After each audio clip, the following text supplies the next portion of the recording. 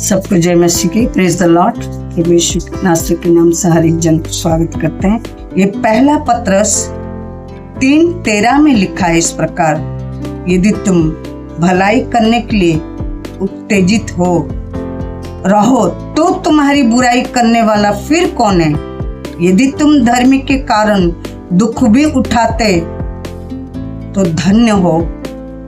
यहाँ पे वचन इस प्रकार कहता है, हम पता है 95% लोग में, मैं अपने जीवन से बोल रही हूँ, सबसे पहले मैं अपना अपन को रखती हूँ कि हम दुख तो बहुत उठाते हैं, बट वो दुख किसके लिए उठा रहे, किस लिए उठा रहे, ये भी हमें पता होना चाहिए।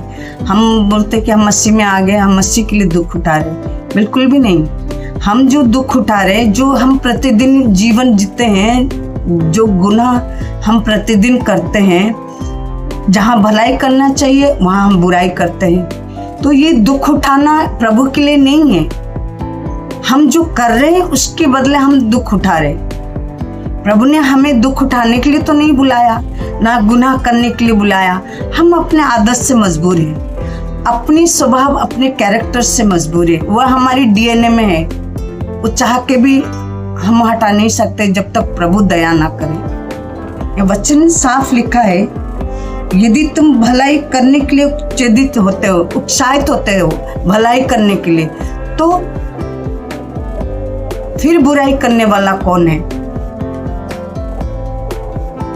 यदि तुम धर्म के कारण दुख भी उठाते हो तो धन्य हो।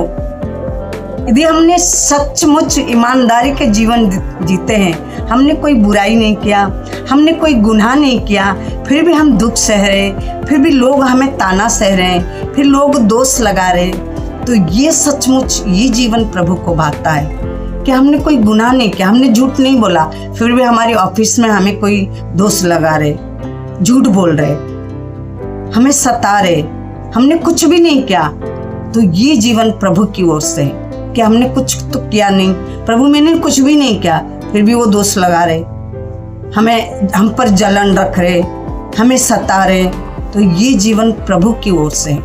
अगर हमने गुनाह करके दुख सहा तो उस पर क्या घमंड कर रहा है। गुनाह करके दुख सह रहे, उस पर घमंड नहीं है। आपने कुछ नहीं किया तो लोग आपको सता रहे, झूठ बोल रहे, दोष लगा रहे, ये प्रभु की ओर से है कि मेरे बेटे ने कुछ भी नहीं किया फिर भी लोग सता रहे, तो ये जीवन प्रभु को भाता है। प्यारे भाई और बहनों, हम गुनाह करके दुख सह रहे तो उस पर भी घमंड करते हैं। प्रेम करने वालों से प्रेम करके घमंड करते हैं, और जो नफरत करता है हम उससे भी नफरत करते हैं। कोई झूठ बोल दिया, हम उस पर भी झूठ बोल देते, दोष लगा लेते। प्रभु कहता है, प्रेम करने वालों से प्रेम करके तुम क्या प्रतिफल पाओगे। उनसे प्रेम करके दिखाओ ना, जैसा प्रेम मसीह ने हमसे किया। जब हम बुराई में थे तब उसने हमसे प्रेम किया, वो है सच्चा प्रेम। लेकिन आज हमारे जीवन कैसा है, प्रेम करने वालों से प्रेम करके डिंग मारते हैं, कुछ ले दे के प्रेम करते हैं, कुछ दिया तो हमारे प्रेम अच्छा है, कुछ नहीं दिया तो दोष लगाया। ये प्रेम मसीह का नहीं है, स्वार्थ प्रेम है। मैंने आपके तारीफ की, आपने मेरी तारीफ किया, ये मसीह का प्रेम है नहीं, ये संसार का प्रेम है।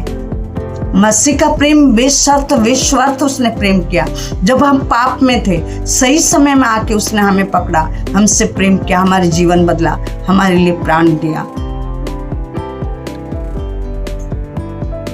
हमें जांचना है कि हमारी प्रेम निस्वार्थ है, निष्पाप है, जैसा मसीह ने हमसे प्रेम किया, क्या वही प्रेम है, या प्रेम करने वालों से प्रेम करके हम डिंग मारते हैं।